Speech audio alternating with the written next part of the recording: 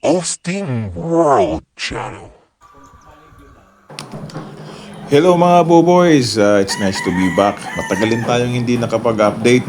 Naging busy muna tayo sa work. Mostly nasa travel tayo eh. So ito na ngayon ang latest sa ating featured game farm. If you can still remember yung ating pinapakita na yung malaki, maganda at napakahusay na game farm na dinidevelop. Ito na yung latest na kanila. Kasi dumating na ang mga breeding materials. Siyempre, galing sa isang sikat din na Pinoy breeder. Batangas. Mga broodstag sila. Karamihan mga bulik. Nasa dark at saka light feathering. Mayroon din namang mga roundhead saka sweeters. Paborito kasi ng may-ari ang configuration ng isang farm na kinuha na nito, yung matching nila na yung halos palabas ay mga bulik. Kaya ginaya na din nila yung formatting. Kaya mostly bulik.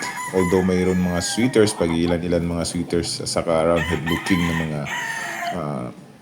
broodstags. Okay? So nasa 18 heads ang mga unang batch ng broodstags na to.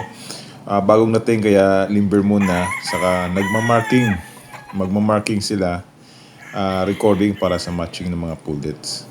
So yun, buti naman hindi sila masyadong na-stress sa pag-transport At ito na nga pala mga boys, operational na yung mga fly pens na dati pinapakita natin na ginagawa pa lang.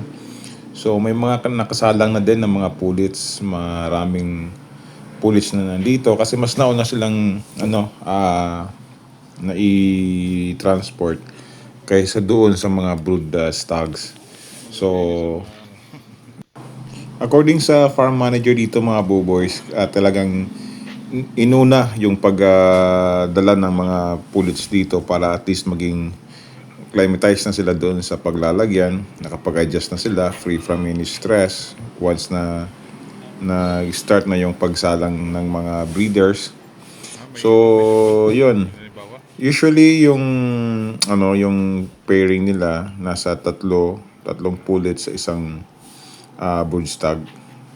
Kung mapapansin nyo mga boys, ang design ng kanilang fly pen, halos naarawan yung kalahati, no? Yung kalahati, yung isang part na arawan. Ito yung kalahating part naman ay covered siya, so at least pag medyo grabe na yung araw, may tendency pwedeng magsilong yung ating mga breeders. So yun, marami itong mga boys na door, hindi ko lang na-count.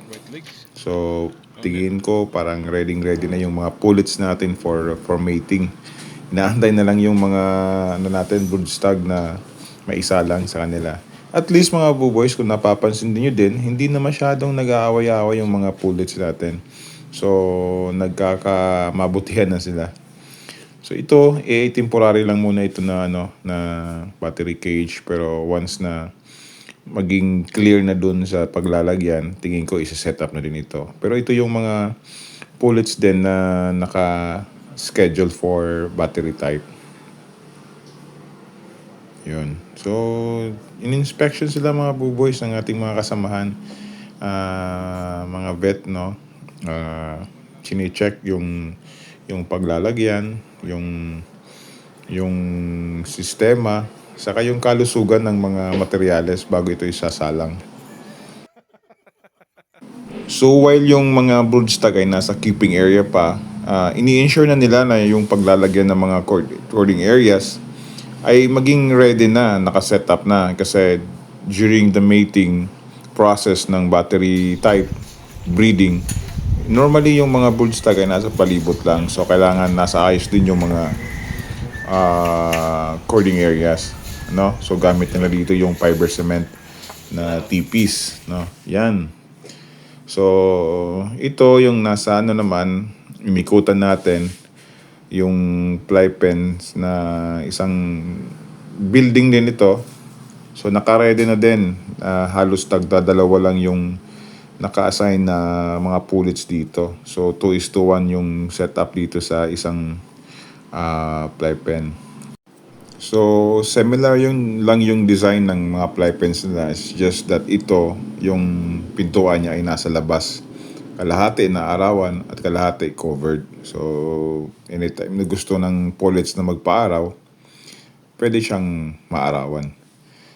At ito sa likod mga boys na observe din natin na may ginagawa pa ding structure. According sa mga farm boys, ito ay isang toilet daw na kanilang gagamitin. At yung structure na nakita nyo sa labas, parang bahay, yun ang magiging quarters din ng farm boys. So malapit lang sila dito sa breeding area para at least talagang madali nilang ma-check.